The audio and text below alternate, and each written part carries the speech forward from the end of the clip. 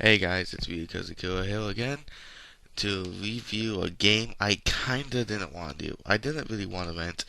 I didn't want to review games I already rented and never bought, because I feel like I'd give my opinion out without playing it for a long term. But today I'm gonna be reviewing Mirror's Edge because I just love this game so much.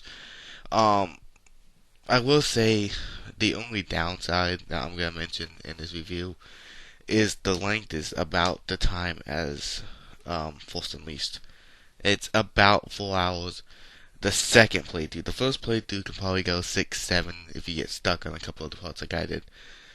Um, I'm not really gonna spoil any of the story because, shockingly enough, the story actually is good. I didn't think the story of this game would be good just because it's a first-person platformer. Um, But basically, he plays this girl named Faith, who's a runner, which are basically people who give data to other people without involving the cops, because the cops are evil. Um, that 6 o'clock in the morning, actually 7 o'clock in the morning. Basically, bad stuff happens. The cops get trigger happy. The cops start going after her, and you're left into the story. Again, that's a very bad description of the story, but I don't want to spoil any of it. Going straight into the gameplay, which is the main thing about this game, is it's original.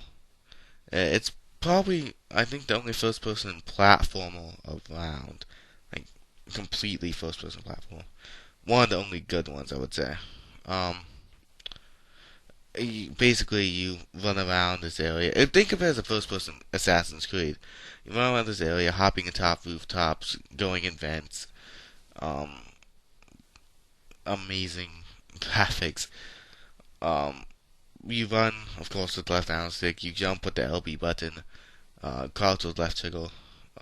You fight with the RB and the RT buttons. Um, the hand-to-hand combat. Again, I'm going all over this review because I haven't actually planned it out. The hand-to-hand combat really isn't the best thing around. Um, you can tell they will basically focusing on the they were focusing on the platforming. They were focusing on the jumps, and to make that part of the game good, because that's basically the most. That's basically what you're gonna be doing the whole game. You don't actually have to fight many people, except the last level is somewhat combat heavy with the guns, which is a what surprised me actually. I didn't think the guns would work that well. I figured it'd be very bad controls, very bad shooting mechanics, but the guns were actually pretty well done. They actually, if you have a heavy gun, you can't do that many jumps. Your jumps aren't gonna be high. You can't leap over anything. So you kind of actually have to worry about that. If you're gonna grab a gun, you gotta fight. You can't run. But with the pistol and the submachine gun, you can run. You can still do your jumps, but you're gonna be a little bit more slower. Except with the pistol, which I think you're the same. Um, but the combat hand to hand doesn't really need to work because you don't really do hand to hand combat that much.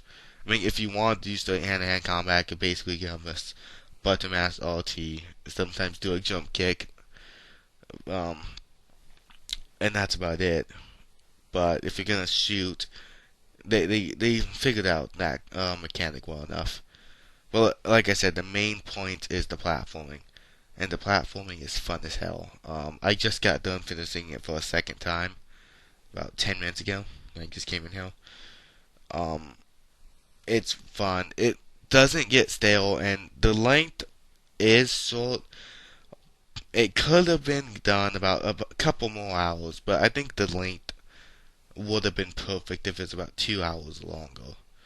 I think they were afraid of this new concept going stale, and I know why they didn't go that far, but again, it's one of those games you're not gonna get tired of.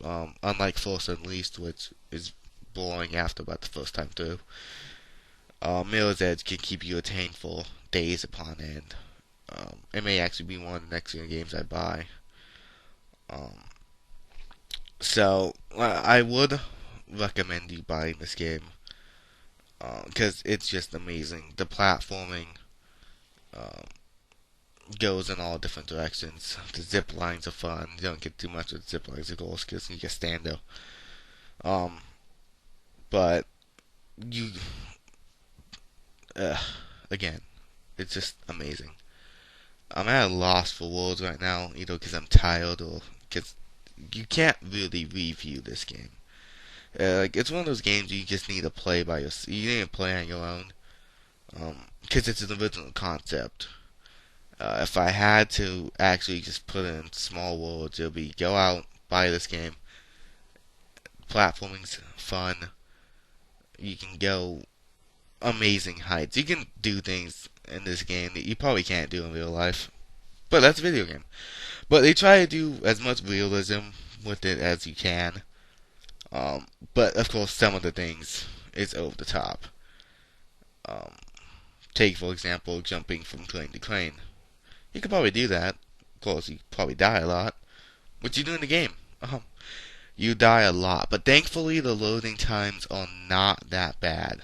Um, Basically, the only time it really loads is if you die. There's a couple loading times throughout the level, but they only go for about 5 seconds. The loading times when you die are the ones you're gonna see the most, and thankfully they're very quick. But like I said, it's kind of hard to review this game without even going into the story. But trust me on this, it is a very fun game. It is original, which is what I wanted in a game, but it is also very short. That's the problem I'm seeing with next gen. But at least there's some variety now in this series, and hopefully there will be a second one. I know a trilogy is planned, but trilogies have been planned for tons of games and then never fall through.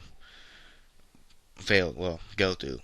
But I'm hoping this trilogy gets set because I would love to see more of this world, and you get immersed into it.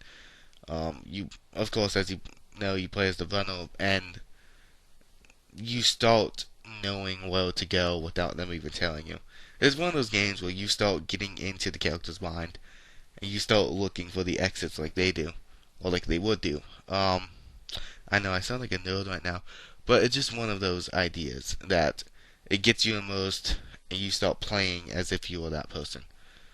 But I'm reaching about 8 minutes, and I've rambled for probably about 3 of it, going But that's my review. Go out. If you won't buy it, at least rent it, because even though it is short, it's probably gonna be one of those games you will play 10 times over in that 5 day whatever rental you have. Anyways, if I was to give it a score, I wouldn't give it what IGN's giving it. Though I think they gave it like an 8 point something. I would probably give it a 9.4. It goes down a little bit just because the combat hand to hand isn't exactly what I would say good, but it's eh. It's functionable, but it could have been improved a lot, and because it's so short, Vanill's Edge is basically right now the perfect rental, and hopefully the second game will be a lot longer, and we'll have fun with that. I am Ryu Kazakura, and I am out.